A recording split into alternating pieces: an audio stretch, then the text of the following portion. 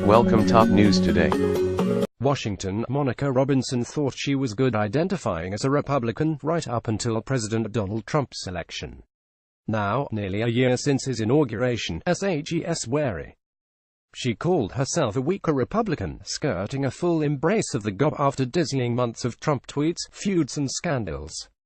Robinson doesn't think the president's intentions are bad, but his delivery puts her off.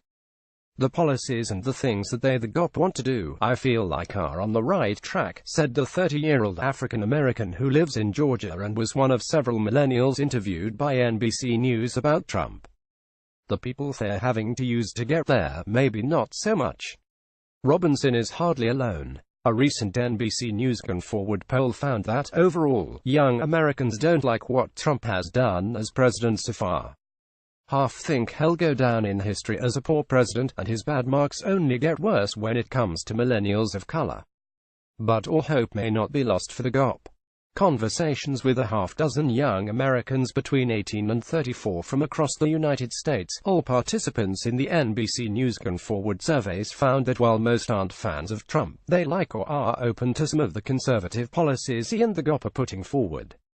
They just want to see some things change first. But what and how to change is up for debate among Republican strategists. Some think embracing Trump and his drain the swamp mantra is the best way to earn young voters' support, while others look to elections in 2017 in Virginia and Alabama as signs that replicating Trump's 2016 success through imitation won't work for anyone except him. Julio Carmona is a Democrat, but would NT call himself a strong one. To him, both parties care more about their own political interests rather than the people they're serving. That's why he's among the 71% of millennials who support the idea of a third party. The 32-year-old father of two is no fan of Trump. When he was caught on camera talking about grabbing women's genitals and these things, I mean, what type of example does that really give to my daughter? Carmona asked, but HASNT closed the door on the Republican Party entirely. I would vote Republican in the future, he said, pointing to lawmakers like Sen. John McCain, rares, who have stood up to Trump. Things can change. Earning Carmona's vote would necessitate more of a focus on education incentives as well as job creation. Carmona, a nursing student, said his biggest fear when I graduate is that even with having a good career, I'm still going to be in debt for next 10-15 years. Trump has made jobs a centerpiece of his administration, but student debt has not been something he's spent much time talking about.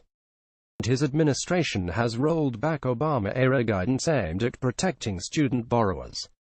Voters split on Trump's stone. Banti Patel, a 32-year-old lawyer and mother from New Jersey, told NBC News that she takes the president's rhetoric on the economy and immigration as a sign that the GOP is moving in a positive direction.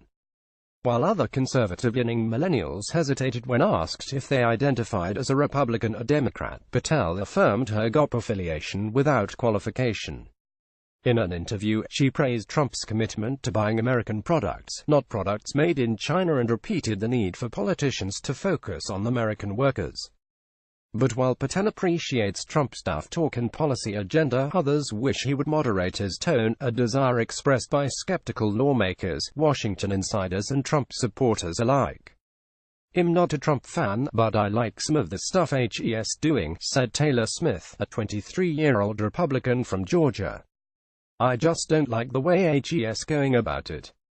Smith said he supports Trump's advocacy for tighter immigration laws, as well as curbing the flow of drugs into the U.S. But Smith, who works while going to school for his master's in music performance, worries about Trump's persona on the international stage. He has what it takes to actually turn the country around, give us jobs, but what he really needs to do is just stop calling other leaders little rocket men, Smith said, referring to the nickname Trump gave North Korean dictator Kim Jong-un. Given a choice, Smith said, he would have voted for Sen. Bernie Sanders, IVT, in 2016, sold on the idea that both Sanders and Trump promoted about the Democratic and Republican parties they're rigged against outsiders. An opportunity for the GOP, but which way to go? Charlie Kirk, founder of Turning Point USA, a group focused on organizing young conservatives, said the idea of a rigged system is one that will continue to resonate going into the midterm elections this year.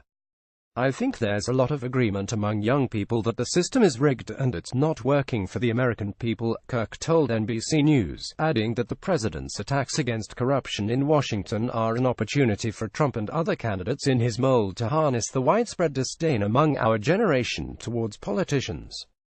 Charlie Kirk. Colin Young Wolf in Vision app file. NBC News forward polling found that millennials are generally mistrustful and disdainful of both parties and government. 60% of poll respondents said they disapprove of the way Congress is handling its job, and on the whole millennials don't think either party cares about people like them. 59% have a negative view of the GOP, while 42% have an unfavorable view of the Democratic Party. If the 2017 Virginia election is any indication, millennials are paying attention, and the Republicans have a lot of work to do to get ready for that, said GOP strategist and MSNBC contributor Susan Del Pasio. Millennials want to see inclusive policies, Del Pasio said, and that's the opposite of the Trump brand right now in the GOP. Another GOP strategist, Evan Siegfried, said millennials have proven elusive for Republicans, even before Trump. However, Trump has taken those pre-existing problems and put them on steroids, Siegfried said, pointing to Trump's response to a neo-Nazi rally in Charlottesville, Virginia, in which the president blamed both sides for violence, his handing of DACA, and his call to ban transgender individuals from serving in the military.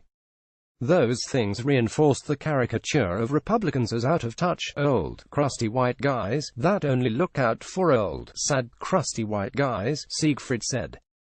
One thing Trump could do, personally, to make the party more palatable: quit Twitter. If he just cancelled his whole Twitter account, that'd be great, Robinson, the millennial on the fence, said with a big laugh.